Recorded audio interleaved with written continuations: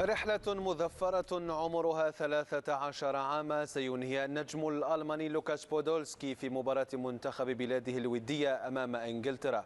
مباراة عنوانها التكريم لمن أعطى كل فنه وموهبته لمنتخب ألمانيا. إنه حلم طفولة تحول إلى حقيقة.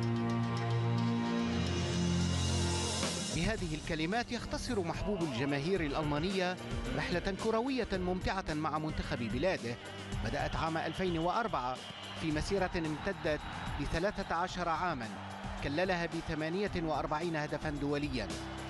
لوكاس بودولسكي الفتى الأشقر المولود في 4 من حزيران يونيو عام 1985 كان نجما لامعا في سماء الكرة الألمانية وورقة رابحة في حسابات المدربين. قال فيه المدرب الحالي للمنتخب الألماني يوخيم لوف: بودولسكي والتي ستكون أمام الإنجليز.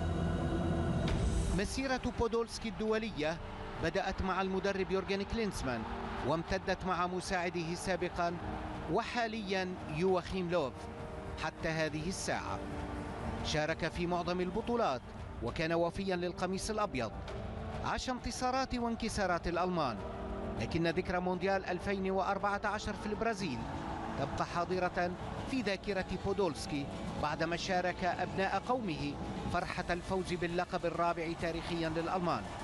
النجم الذي سينتقل من جالاتا سراي التركي إلى فيسل كوب الياباني سبق له الفوز بجائزة أفضل لاعب صاعد في مونديال بلاده 2006، وقد صدق حينما قال إن الخسارة هي من سلسلة النجاح في كرة القدم، لكن حينما تلامس يديك كأس العالم تصبح الأشياء الأخرى مجرد ذكرى.